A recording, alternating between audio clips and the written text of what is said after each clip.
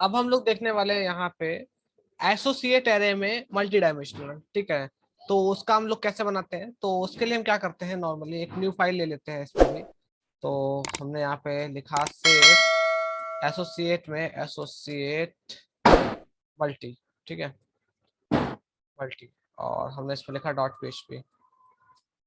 और हम यहाँ पे क्या करते हैं, एक मान लो स्टूडेंट डेटा बनाते हैं, ठीक है, ऐसे। तो हालांकि अब हम लोग यहाँ पे बनाते हैं ऐसे, तो हम लिखते हैं, क्या लिखते हैं, तो हम मान लो क्लास वाइज डेटा होल्ड कर रहे हैं, ठीक है। तो हमने ऐसे किया, एरे ऐसे ही बनता है।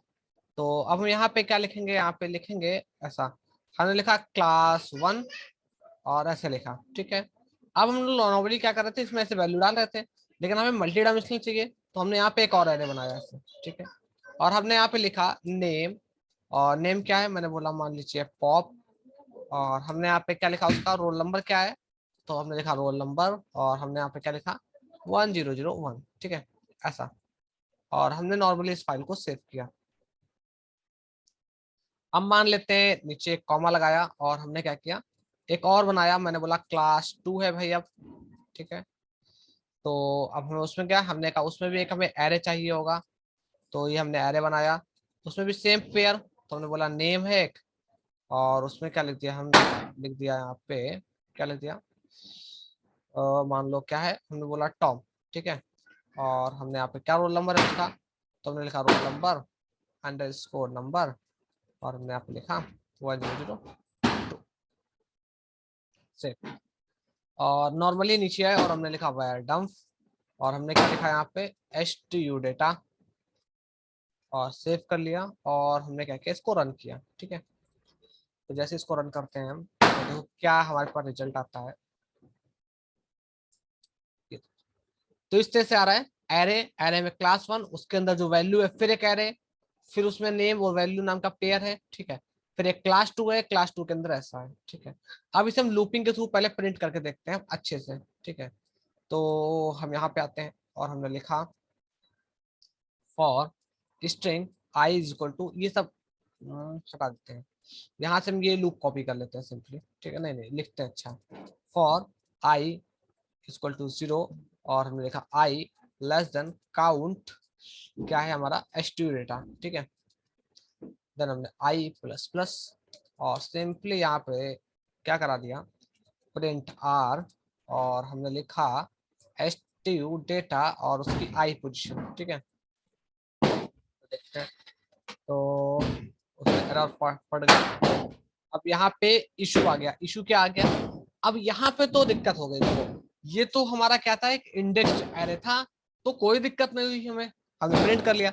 अब लेकिन यहाँ पे तो भाई क्या है, डेटा कैसा है, की पेयर का है, वहां पे तो इंडेक्स का इशू ही नहीं है ना। अब वहां पे हम क्या कर सकते हैं, ऐसा कर ही नहीं सकते हैं। यहाँ पे अगर हम काउंट की वैल्यू प्रिंट करें तो 2 आ रही होगी, तो बात सही है, तो देखते हैं। तो हम यहाँ पे ऐसे करते हैं, 2 आ रहा, बात सही है। लेकिन अगर हमको पहले वाला सेट चाहिए हो उतना डेटा, तो हमको इसको लाने के लिए हमें क्या लिखना पड़ेगा, यहाँ पे हमें लिखना पड़ेगा प्रिंट आर। और अगर हम यहाँ पे लिख देते हैं मान लो स्टू डेटा, तो पूरा डेटा प्रिंट करेगा हमको, ठीक है। ऐसे हमने नहीं, हमें तो पहली क्लास का चाहिए, तो हम क्या लगा देंगे, यहाँ पे जाएंगे और ऐसे लिख देंगे क्लास 1। तो हमें क्या हो जाएगा, पहला डेटा तो मिल जाएगा, देखो भाई, भाई नेम मिल गया, वैल्यू मिल गया। अब लेकिन प्रॉब्लम ये है, हम प्रिंट कैसे करेंगे लूप में लगा के, भाई लूप में तो इंडेक्स रहेगा था। इसी को यहाँ रिजॉल्व करने के लिए हमारे पास क्या दिया गया है, एक फॉर ईच फंक्शन दिया गया था। अब हम लोग इस फॉर ईच फंक्शन का यूज देखते हैं। तो हम लगाते हैं फॉर ईच फंक्शन, ठीक है। अब जब हम फॉर ईच लगाते हैं, तो ये दोनों ही एरे को क्या कर सकता है, प्रिंट कर सकता है, या मान लो लूप में ब्रेक कर सकता है, ठीक है ना। तो यहाँ पे क्या होता है, पहला जो होता है वो नाम होता है एरे का, ठीक है। फिर हमें एक एज कीवर्ड लगाना होता है, और हमें यहाँ लिखना होता है उसका जो स्ट्रक्चर होता है एरे का। तो हमने लिखा भाई ये क्या की है, और ऐसा सिंबल है, फिर हमारा वैल्यू है। इस स्ट्रक्चर में क्या होगा, ऐसा डेटा हमारे इस एसटीयू डेटा में फीड है। तो यहाँ पे क्या होगा, ये की बन जाएगी, ये जो की है इसकी वो यहाँ होल्ड हो जाएगी, और ये जो डेटा है हमारा ये डेटा आ जाएगा वेल नाम के इसमें, ठीक है। और हम यहाँ पे इजिली क्या करते हैं, प्रिंट करते हैं। तो हमने लिखा इको, अब हमें अगर की चाहिए तो की भी ले लो और वैल्यू चाहिए तो वैल्यू भी ले लो। तो हमने यहाँ लिखा की और हम इसे मान लेते हैं H1 में प्रिंट करते हैं, ठीक है, ऐसे H1 और ऐसे। और हमने यहाँ पे इसको कॉपी किया और डॉट लगाया और हमने क्या किया, इसको ऐसे रखा, ठीक है। और हमने इसके जो वैल्यूज हैं उनको भी प्रिंट कर दिया। तो हमने लिखा print function, print r function.